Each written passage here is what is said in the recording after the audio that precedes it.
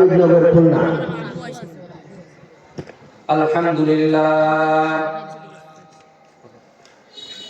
আলহামদুলিল্লাহ নাহমাদুহু ওয়া নাস্তাঈনুহু ওয়া নাস্তাগফিরুহ ওয়া নু'মিনু বিহি ওয়া নাতাওয়াক্কালু আলাইহি ওয়া নাউযু বিল্লাহি মিন শুরুরি أنفسنا ومن سيئات أعمالنا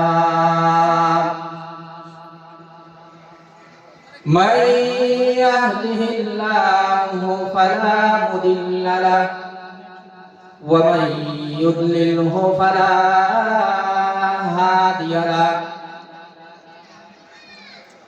ونشهد أن لا إله إلا الله وحده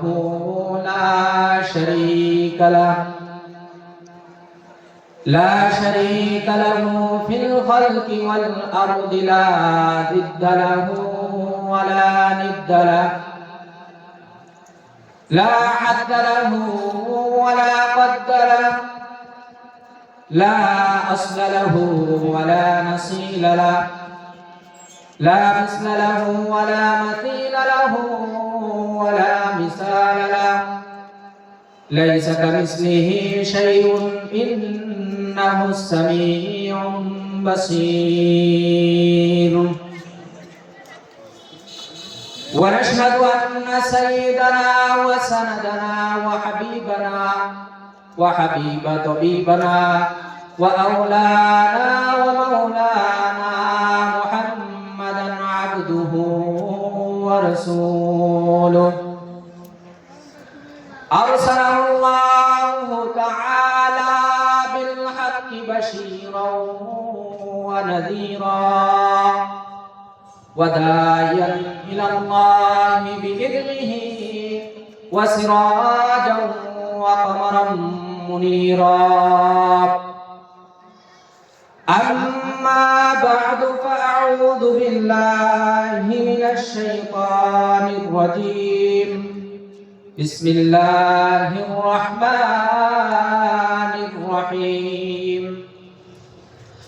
قل إن كنتم تحبون الله فاتبعوني يحببكم الله ويغفر لكم ذنوبكم والله غفور رحيم وقال أنس رضي الله تعالى عنه قال النبي صلى الله عليه وسلم لا يؤمن أحدكم حتى أكون أحب إليه من والده وولده والناس أجمعين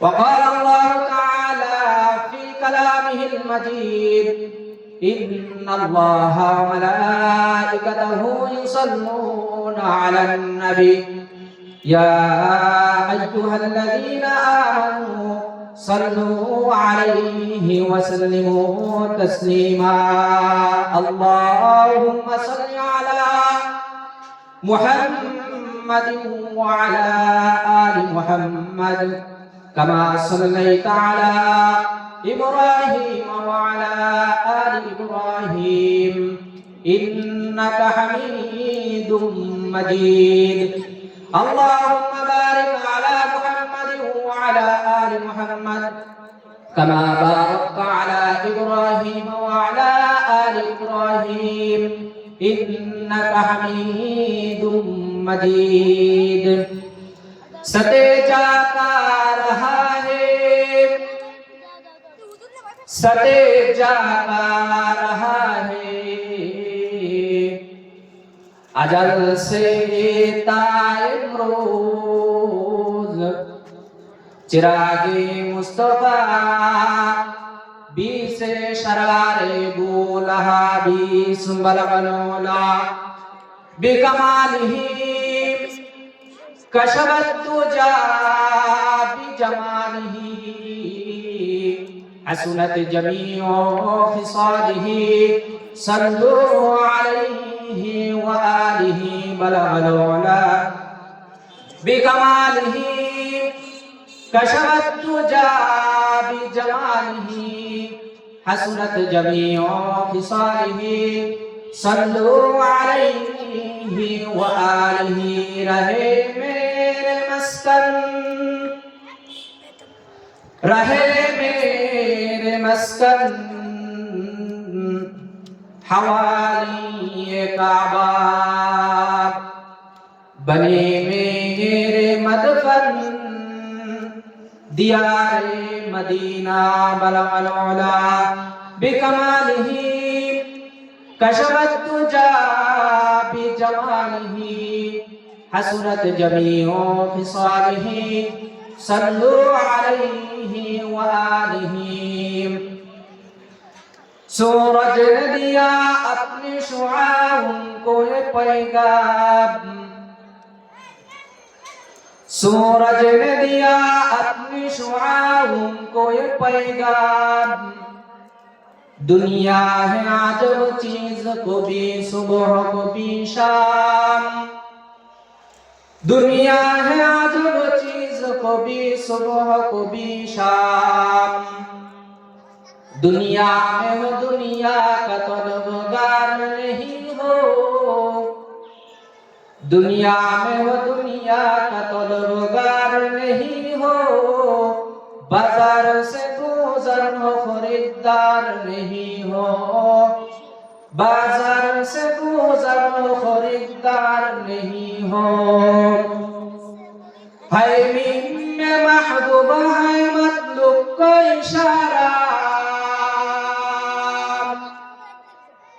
है में महबूब है मतलूब का इशारा। फिर क्यों ना हो महबूब खुदा नाम मुहम्मद, फिर क्यों ना हो महबूब खुदा नाम मुहम्मद। मुहम्मद ने आकर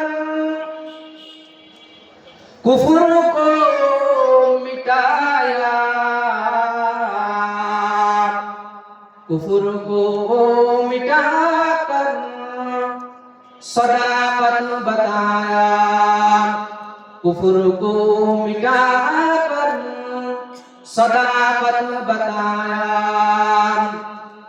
ए दुनिया नीचे बुने भाई শুধু আশার খেলাঘর, চোখ বুঝলে দেখবি রে মন কে আপন আর কে বাপর। কোথা থেকে আগমন কোথা যেতে হবে রে, কে আনিলো কি কারণে জানা নাই ভবেতে। শোনো হাফিজ বাতুবুয়াম কে গুলতাসান নবী মানাদ, আগার মানাদ সবই মানাদ, সবই নিগার নবী মানাদ। দীপ্ত কণ্ঠে হাফিজ কহে ফুল তাজা কি রয়ে কখনো, এক রাত্র কি দুরাত্র হয় ভুল বুঝিস না তোর জীবন। নদী পথে নৌকা চালাও কেরে মাঝি ভাই, বেলা ডুবার আগে আমি ওপার হতে চাই।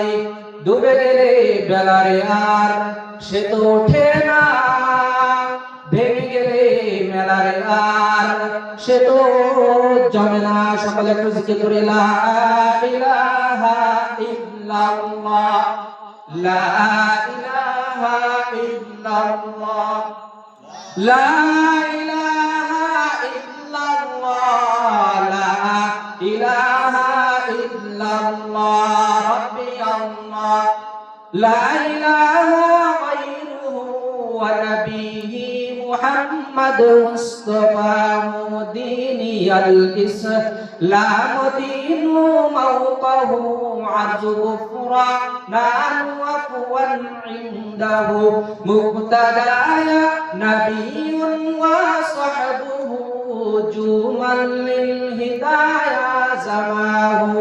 লা ইলাহা ইল্লাল্লাহ, লা ইলাহা ইল্লাল্লাহ, লা ইলাহা ইল্লাল্লাহ, ইলাহা ইল্লাল্লাহু মুহাম্মাদুর রাসূলুল্লাহ সাল্লাল্লাহু আলাইহি ওয়াসাল্লাম।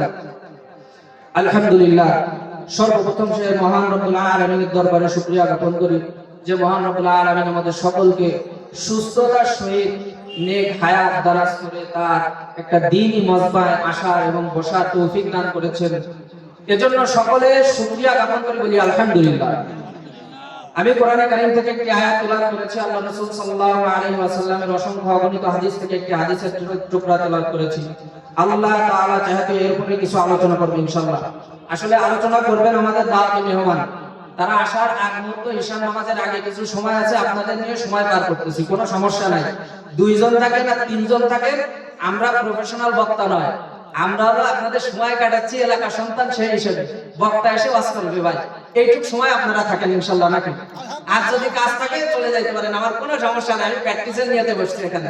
মুরব্বিদের জবান থেকে কিছু কথা নকল করে আপনাদের শোনাবো, যদি আপনারা শুনতে চান। রাজি আছেন ইনশাআল্লাহ?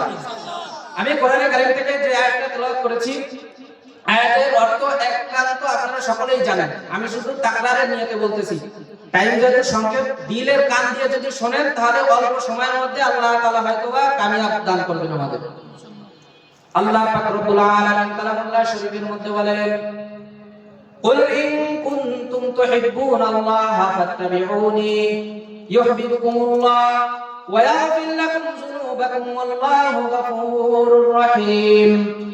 আয়াতের অর্থ বোঝার আগে আমাদের একটু আলোচনা বুঝতে হবে। আল্লাহ পাক রব্বুল আলামিন কালামুল্লাহ শরীফের মধ্যে আয়াতের মধ্যে ইঙ্গিত দিয়ে বলেন, বান্দা, দুনিয়াতে তোমরা যত প্রকার বান্দা আছো, স্বামীর প্রতি স্ত্রীর যেই ভালোবাসা, স্ত্রীর প্রতি স্বামীর যেই ভালোবাসা, সন্তানের প্রতি পিতার যেই ভালোবাসা, নেতার প্রতি তার শ্রমিকের যেই ভালোবাসা, নেতার উপর যেই শ্রমিকের ভালোবাসা, শ্রমিকের প্রতি নেতার ভালোবাসা, এই যে মুহাব্বত জিনিসটা আমি আল্লাহ তাআলা দুনিয়ার মধ্যে পাঠিয়েছি। এই মুহাব্বত যদি দুনিয়াতে না থাকতো তাহলে মানুষ হিংস্র হয়ে যেত, একটা প্রাণীর মতো, চতুষ্পদ জন্তুর মতো মানুষ হয়ে যেত। আমি আল্লাহ তাআলা কি করেছি? মুহাব্বত নামক জিনিস দিয়ে দুনিয়া শৃঙ্খলা ঠিক করেছি। তবে বান্দা, তোমাদের একটা কথা মনে রাখতে হবে, স্বামীর প্রতি সন্তানের যত মুহাব্বত, সন্তানের প্রতি স্বামীর যত মুহাব্বত, স্ত্রীর প্রতি স্বামীর যেই পরিমাণ মুহাব্বত, নেতার প্রতি তার কর্মীদের যত মুহাব্বত, কর্মীদের প্রতি নেতার যত মুহাব্বত, এই যত সকল মুহাব্বত আছে, বান্দা তোমরা মুহাব্বত করতে থাকো, সমস্যা নাই, মানা নাই। তবে আমি আল্লাহকে তোমাদের মুহাব্বত করতে হবে। কথা বলেন, কে বলেছেন? আল্লাহ বলেছেন, আমি আল্লাহকেও তোমাদের মুহাব্বত করতে হবে। এখন যদি আমরা আল্লাহকে প্রশ্ন করি, ওগো আল্লাহ, আপনাকে কোথায় পাবো আর কি পরিমাণ মুহাব্বত করব? আপনি কোথায় আছেন? কোন জায়গায় গেলে আপনাকে খুঁজে পাবো? আল্লাহ, আপনি আমাদের একটু পরিচয় বলে দেন, যে জায়গায় গেলে আপনাকে মুহাব্বত করতে পারবো। আল্লাহ পাক জানায় দেন, কুল ইন কুনতুম তুহিব্বুনাল্লাহ, তোমরা যদি আমি আল্লাহকে মুহাব্বত করতে চাও, ফাত্তাবিউনি, আমি নবীর মুহাব্বত তোমাদের অন্তরের মধ্যে পয়দা করে ফেলাও।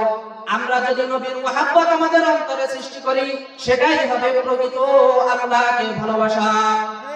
এখন যদি আমরা আল্লাহ রাসূলকে জিজ্ঞাসা করি, ওগো নবীজি, আপনাকে কি পরিমাণ মুহাব্বত করতে হবে? কোরআন থেকে পাইলাম, আল্লাহকে মুহাব্বত করতে হলে আপনার মুহাব্বত আমাদের অন্তরে পয়দা করতে হবে। আমরা সকলে রাজি মুহাব্বত সৃষ্টি করব আপনার। ওগো নবীজি, কতটুকু মুহাব্বত করলে আপনি সন্তুষ্ট হবেন? কতটুকু মুহাব্বত আপনাকে আমাদের করতে হবে? আল্লাহ নবী জানিয়ে দেন, আমাকে যদি তোমরা মুহাব্বত করতে চাও তাহলে সেটা আল্লাহকে মুহাব্বত করা হবে। আমার সাথে যদি তোমরা দুশমনি করতে চাও তাহলে সেটা আল্লাহর সাথে দুশমনি করা হবে। তোমরা যদি আমাকে মুহাব্বত করতে চাও, কতটুকু মুহাব্বত করবা, কি পরিমাণ মুহাব্বত করবা? আল্লাহ নবী জানিয়ে দেন, লা ইউমিনু আহাদুকুম হাত্তা আকুনা আহাব্বা ইলাইহি মিন ওয়ালিদিহি ওয়া ওয়ালাদিহি ওয়ান নাসি আজমাইন। আল্লাহ পাকের নবী পয়গম্বর আমাদের জানিয়ে দেয়, লা ইউমিনু আহাদুকুম, তোমাদের মধ্যে কেউ পরিপূর্ণ ঈমানদার হতে পারবে না, পরিপূর্ণ মুমিন হতে পারবে না, হাত্তা আকুনা, যতক্ষণ না পর্যন্ত আহাব্বা ইলাইহি, এই পরবর্তী যে তিন শ্রেণী আসতেছে এদের থেকে বেশি মুহাব্বত আমাকে না করবা। কোন তিন শ্রেণী? মিন ওয়ালিদিহি ওয়া ওয়ালাদিহি ওয়ান নাসি আজমাইন। এক নম্বরে সন্তানের প্রতি পিতার যতখানি মহব্বত থাকে, সন্তানের প্রতি পিতার যতখানি মহব্বত থাকে, পাড়া প্রতিবেশীর প্রতি যতখানি মহব্বত থাকে, একটা এলাকার মধ্যে যার যতখানি মহব্বত থাকে, সকল মহব্বতকে তোমরা একত্রিত করবা। এর থেকেও বেশি মহব্বত যতক্ষণ পর্যন্ত তোমরা আমাকে না করতে পারবা, তোমরা পরিপূর্ণ আশিক দাবি করতে পারো না। আলোচনা বুঝছেন? আল্লাহর নবীকে ভালোবাসতে হলে আমাদের সন্তান, আমাদের পিতা মাতা সবার থেকে বেশি মহব্বত করতে হবে কাকে? আল্লাহর নবীকে। আল্লাহর নবীকে ভালোবাসতে ভালোবাসা হবে সেটা কাকে? আল্লাহকে। এখন আসেন আমরা একটু পরীক্ষা দেই। সময় সংক্ষেপ, যদি এখন আমি 5 মিনিট আপনাদের কাছ থেকে পরীক্ষা নেই, আমরা এখানে কে কতটুকু মহব্বত করি আল্লাহর নবীকে? আমাদের এখানে পাশ করা অনেক কষ্ট হয়ে যাবে, তারপরেও আলোচনা দিলের মধ্যে বোঝানোর কারণে দেখেন একটা উদাহরণ নেন। আল্লাহর নবীকে আমরা কে কতটুকু ভালোবাসি? আমাদের সন্তানদেরকে কতটুকু ভালোবাসি? আমার পিতামাতাকে আমি কতটুকু ভালোবাসি? আর আল্লাহ এবং তার রাসূলকে আমরা কতটুকু ভালোবাসি? এই পরীক্ষাটা দিলে আমরা সকলে ধরা খেয়ে যাব। দেখেন, কাউকে ইন্ডিকেট করে কথা বলা আমার মাকসাদ নয়, শুধু বোঝানোর জন্য। আমাদের মিথ্যা কথা থেকে বাঁচা ফরজ, গুনাহ থেকে বাঁচা আমাদের জন্য ফরজ, জিনা থেকে বাঁচা আমাদের জন্য ফরজ, ঘুষ খাওয়া থেকে আমাদের জন্য বাঁচা ফরজ, মিথ্যা কথা থেকে বাঁচা আমাদের জন্য ফরজ। এই সমস্ত ফরজ কাজ থেকে বাঁচার জন্য আমাদের কিছু সুন্নাত আছে। এই সুন্নাতের মধ্যে 1 নম্বর সুন্নাত হলো দাড়ি। আমি যদি এখন 5 মিনিট আপনাদের ওয়াজ দেই, এই দাড়ি রাখলে কি ফজিলত, দাড়ি রাখলে কি সওয়াব, কি নেকি, জান্নাতে যাওয়া যায় সহজে, আপনাদের দিলের মধ্যে এই ভালোবাসা সৃষ্টি হয়ে যাবে। আজ থেকে দাড়ি রেখেই ফেলবো। আজকে থেকে যখনই আপনি দাড়ি রাখার নিয়ত করে বাড়ি যাবেন, আমার ওয়াজ শুনে অমনি বিবি সাহেব যখন আপনার মুখের মধ্যে হাত দিয়ে বলবে, এখন পাগলের পাল্লায় পড়ছো, এতদিন দাড়ি রাখো নাই, এখন দাড়ি রাখতেছো, আর কয়েকদিন পরে তোমার দাড়ি রাখলে কি হইতো? এই অজরা খাজুর গাছের মধ্যে কেস মামলা দেওয়া যায় না, জ্বালা জ্বালা লাগে, কুচা লাগে, ব্যথা লাগে, তুমি দাড়িটা কেটেই ফেলো। 5 দিনের মাথায় যে আপনি আবার শেভ করবেন, ফোন শেভ করে ফেলবেন, এর মানে বোঝা গেল কি সুন্নাত ছিল আল্লাহর নবীর। আপনি যদি দাড়িটা রাখতেন, আপনার অন্তরে নবীর ভালোবাসা হইতো, কিন্তু নবীর থেকে আপনার স্ত্রীর ভালোবাসা আপনার ভিতরে বেশি, যার কারণে নবীর দাড়ি আপনি ফেলিয়ে দিয়েছেন। কথা দেখবে না? তো দেখেন, এখন আপনি যদি আমাকে বলেন, হুজুর আপনি দাড়ি ওয়াজ ধরলেন কেন? আপনি কবরের ওয়াজ ধরেন, মাইয়াত কেমনে সোজা ভাবে শোয়াবে শিক্ষা দিবে আর টান টান করে শোয়াবে। আপনি কবরের ওয়াজ করেন, হাসরের ওয়াজ করেন। আপনারা এখানে সকলে আমার এলাকার ভাই, এজন্য বুঝানো আমার দায়িত্ব। কবরের ওয়াজ আরেকজন করবে। আপনি দাড়ি রাখেন আর চাই না রাখেন সেটা আমার বিষয় না, আমি শুধু বোঝাচ্ছি আপনি পরিপূর্ণ মুমিন দাবি করতে পারবেন না যতক্ষণ না আপনার সন্তান থেকে, আপনার স্ত্রী থেকে, আপনার দিলের মধ্যে আল্লাহ এবং তার নবীর ভালোবাসা না হবে। যেটা আলোচনা করতেছিলাম, বুঝানোর বিষয় ছিল এই দাড়ি রাখলে কি ফজিলত, কি সব। দেখেন, দাড়ি ছাড়া যে গুনাহটা করা যায়, দাড়ি রাখার পরে ওই গুনাহটা বেশি আর করা যায় না। একজন যখন দাড়ি রাখে, চিন্তা করে রাস্তায় একটা মেয়ে যাচ্ছে বেগানা, ওকে যদি আমি পিছন থেকে মিস কল দিই, ও আবার আঙ্কেল বলে আমাকে সম্বোধন না করে, এই দেখেন এই দাড়ির কারণে নিজের মধ্যে একটু লজ্জা লাগতেছে, ও আর মিস কল দিবে না, ও কিন্তু গুনাহ থেকে ফিরে থাকলো। এক চাচা, বৃদ্ধ চাচা কি করতেছে, মাটির খেতে আলু লাগাইছে, সেইখানে বেড়া দিচ্ছে। কিছু যুবক যে বলে, চাচা কি করো? চাচা বলতেছে, আলুর খেতে বেড়া দেই বাবা, আলু ছাগলে খেয়ে ফেলায়। কিছু যুবক যারা ওইটা বলতেছে, এখন বলতেছে, চাচা মিথ্যা কথা কও কেন? কয় মিথ্যা কথা কি? কয় তুমি নাকি চরমোনায় যাও, মুখে দাড়ি রাখছো, পাঁচতলি টুপি পরছো, মসজিদে আজান দাও, ছাগলে তোমার আলু খায় কেন? ভাই আলু তো মাটির নিচে হয়। চাচা বলতেছে, আলু ছাগলে কেমনে খায়? তুই যদি বুঝতি তাহলে এই কুত্তায় খামড়ানো ছেঁড়া প্যান্ট পরে এসে আমারে তুই লোকমা দিতি না। কি বোঝেন নেই যুবকের অবস্থা কি? ছেঁড়া প্যান্ট পরা, চুল কাটছে সে ওপু কাটিং দিয়ে, চাচারে ভুল ধরছে যে মাটির আলু তো মাটির নিচে, ছাগলে খায় কেন? আপনি মিথ্যা কথা বলেন কেন? চাচা এবার কয়, শোন তাহলে, তুই তো ভাব ধরছিস ইউরোপ আমেরিকা, তুই খেতের কি বুঝবি? ফসল যত দামি হয়, খেতের বেড়াও তত দামি হয়। মাটির নিচে আলু হয়, কথা ঠিকই। ছাগল যে সময় আসবে, আমার বেড়া যদি না পায়, প্রথমে খাবে আমার পাতা, তারপরে খাবে আমার লতা। লতা যখন শেষ হয়ে যাবে, লতা ধরে টান দিলে আমার আলু বের হয়ে যাবে, ছাগলে সেই আলু খেয়ে ফেলবে। তার মানে আমার আলু ঠেকাইতে গেলে আগে আমার লতার পাতার হেফাজত করতে হবে। আর লতা পাতার হেফাজত করতে গেলে আমার জন্য বেড়া দেওয়া আবশ্যক। ঠিক একটা মানুষ যদি গুনাহ থেকে বাঁচতে চায়, একটা মানুষ যদি মিথ্যা কথা থেকে বাঁচতে চায়, একটা মানুষ যদি সুদ খাওয়া ঘুষ খাওয়া থেকে বাঁচতে চায়, একটা মানুষ যদি জিনা ব্যভিচার থেকে বাঁচতে চায়, একটা মানুষ যদি নামাজি হতে চায়, একটা মানুষ যদি আল্লাহওয়ালা হতে চায়, এই ফরজটা হেফাজত করার জন্য এই বেড়ার কাজ করবে আল্লাহর নবীর সুন্নাত দাঁড়ি। কথা বলেন ঠিক কিনা? এখন দেখবেন যুবক তো বাদ দিয়েছিল, মুরব্বীর ভুল ধরেছে। আমাদের যুবকদের অবস্থা কি হয়েছে? দাড়ি না রাখলে তাদের জন্য ভালো দেখা যায়, যার কারণে বিভিন্ন ধর্ম থেকে আমাদের ইসলাম ধর্মের উপরে এখন আঘাত আনতেছে। কারণ কি দেখেন, একটা আমাদের যুবক ভাইরা সুন্নাতের পাবন্দি করতেছে না, সুন্নাত থেকে দূরে সরে যাচ্ছে, মাহফিল থেকে দ্বীনের থেকে দূরে সরে যাচ্ছে, কুরআন হাদিস থেকে দূরে সরে যাচ্ছে। যার কারণে কবি আরো আগে থেকেই বলেছেন, আয়ে কওমে মুসলমান খবরদার খবরদার, আয়ে কওমে মুসলমান খবরদার খবরদার, ये वक्त न गफलत के है होशियार होशियार, तू मर्द मुसलमान है तू मर्द मुसलमान, एक हाथ में तलवार है एक हाथ में कुरान, एक हाथ में तलवार है एक हाथ में कुरान, बाजू तेरा तौहीद की कुव्वत से कवी है, बाजू तेरा तौहीद से कुव्वत से कवी है, इस्लाम तेरा देश है तू मुस्तफा भी है, इस्लाम तेरा देश है तू मुस्तफा भी है, दुनिया को इस्मात ये बरहक के ज़रूरत, दुनिया को इस्मात ये बरहक के ज़रूरत, वो जिसके निगाह ज़लज़लाए आलम अफ़कार, वो जिसके निगाह ज़लज़लाए आलम अफ़कार, बातिल से दबने वाले, बातिल से दबने वाले, आए आसमान ही हम सोबर कर चुका है तू इम्तिहा हमारा। মুসলমানের গুণ ছিল তো সে কখনো বাতিলের সামনে মাথা নত করবে না। মুসলমানের এক হাতে ছিল তরবারি আর এক হাতে ছিল আল্লাহ পাকের কুরআন। যখন যুব সমাজের তরবারি আর কোরআন থেকে দূরে সরে গেছে, এখন আমাদের অবস্থা কি হয়েছে? বিভিন্ন ধর্ম থেকে বিভিন্ন নাস্তিক মুরতাদ আমাদের ইসলাম ধর্মের উপর আঙ্গুল তুলে কথা বলে। কথা বলেন ঠিক কিনা? মুসলমানের উচিত কি ছিল? কবি আরো সুন্দরভাবে বলেছেন মুসলমানের বৈশিষ্ট্য কেমন ছিল, যুবকদের বৈশিষ্ট্য কেমন ছিল।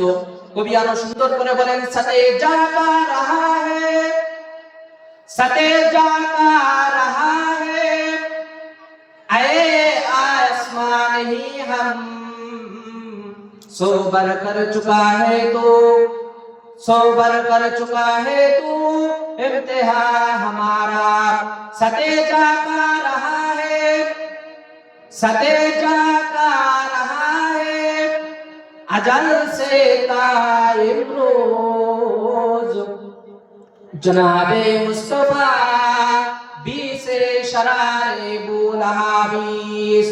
যুগে যুগে যত আবু লাহাব এসেছে আল্লাহ নবীর আনিত ধর্ম আনিত দ্বীনকে মিটিয়ে দেওয়ার জন্য আল্লাহ পাক রব্বুল আলামিন ওই আবু লাহাব, ওই ফিরাউন, ওই নমরুদকে যুগে যুগে দমানোর জন্য আল্লাহ পাক রব্বুল আলামিন ইব্রাহিম, মুসা, মুহাম্মাদুর রাসূলুল্লাহ সাল্লাল্লাহু আলাইহি ওয়াসাল্লামের মতো পয়গম্বরদেরকে পাঠিয়েছেন।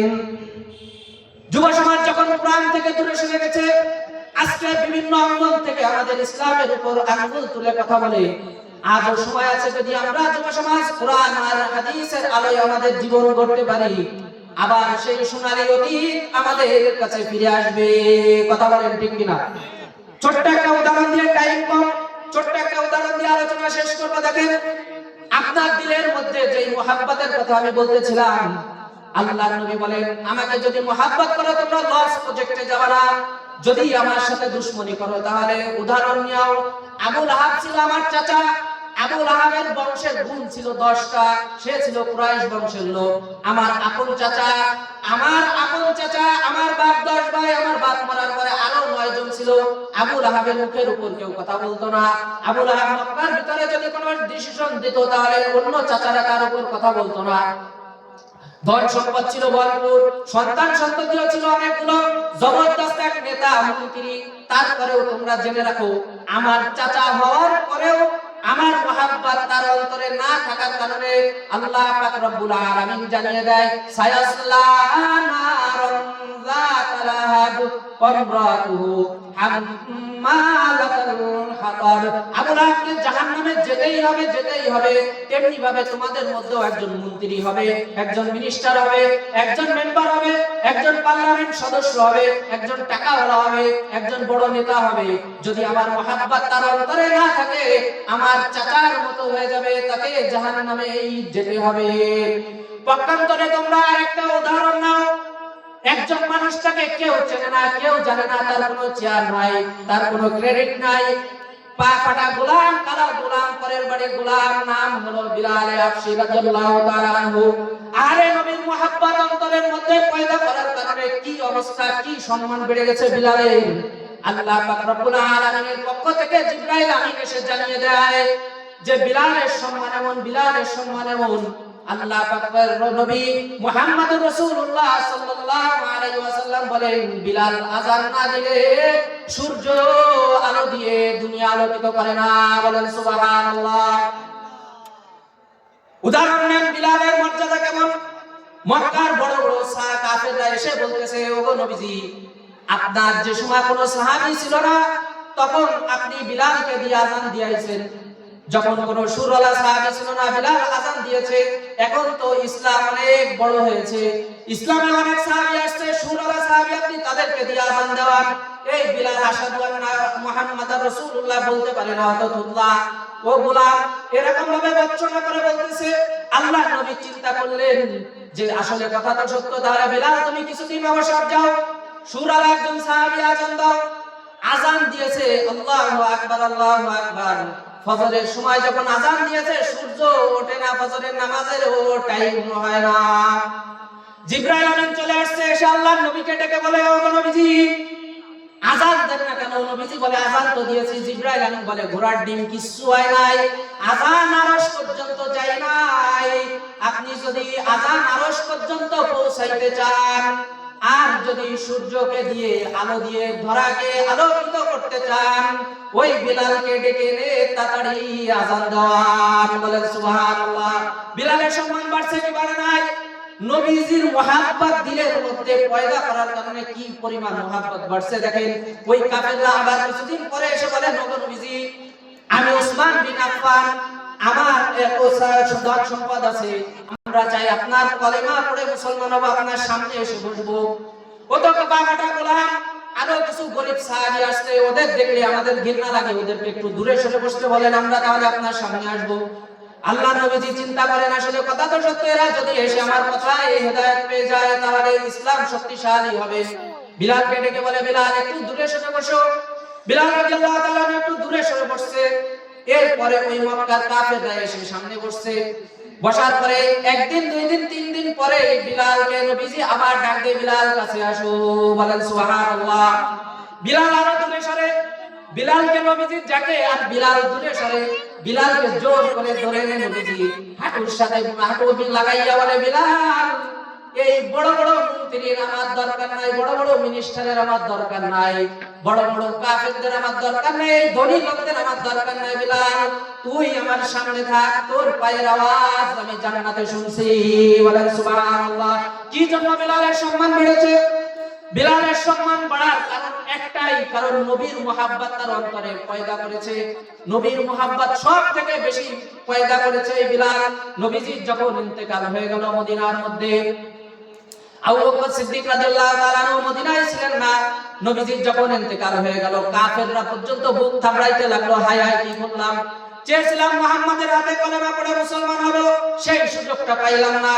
বড় বড় খেজুর গাছগুলো হঠাৎ করে মৃত্যুবরণ শুরু করে দিল, উটগুলো দাপায় দাপায় ফলায় ফলায় মরা শুরু করলো। এই কষ্টে কাফেররা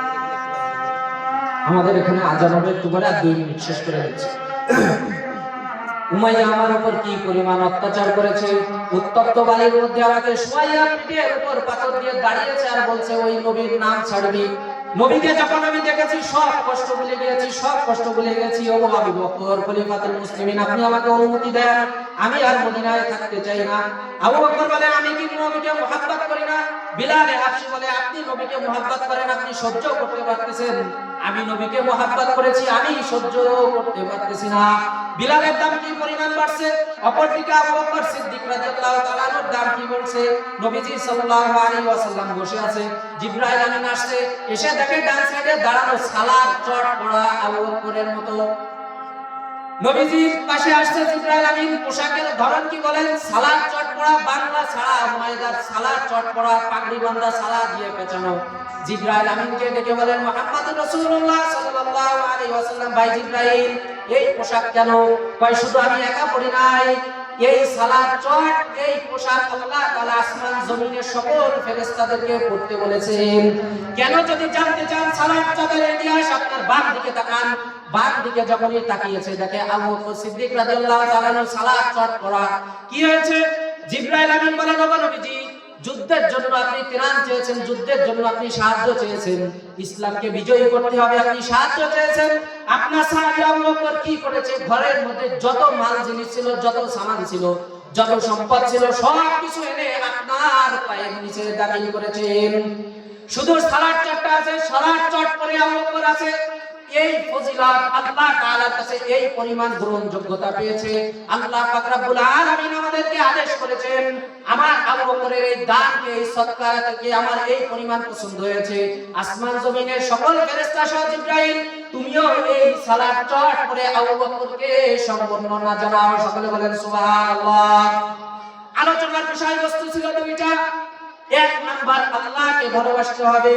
আল্লাহকে ভালোবাসতে হলে কোন পদ্ধতিতে? সেটা নবীজির মুহাব্বত আমাদের অন্তরে পয়দা করতে হবে। নবীজির মুহাব্বত কতটুকু পয়দা করতে হবে? আল্লাহর নবীজি জানিয়ে দিয়েছেন হাদিসের মধ্যে, লা ইউমিনু আহাদুকুম হাত্তা কুনা আহাব্বা ইলাইহি মিন ওয়ালিদিহি ওয়া ওয়ালাদিহি ওয়ান নাসি আজমাইন।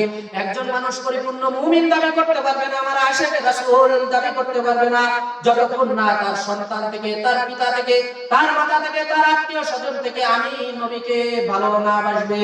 2 নম্বর আলোচনার বিষয় ছিল হলো দ্বীনের জন্য, ইসলামের জন্য যদি কখনো আমাদের সুযোগ আসে, জান দিয়ে হলেও জান দিতে হবে, মাল দিতে হলেও মাল দিতে হবে, সম্পদ দিতে হলেও সম্পদ দিতে হবে, সন্তানের গলায় ছুরি চালাইতে হলেও সেটা আমাদের করতে হবে। পারবো কি পারবো না?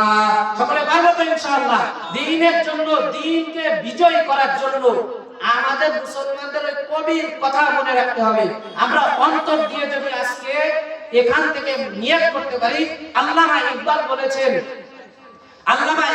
বলেছেন, দিল সে জুবাত নিকলতি হ্যায়, দিল সে জুবাত নিকলতি হ্যায়, असर रखती है पर नहीं मगर ताकते परवाज रखती है।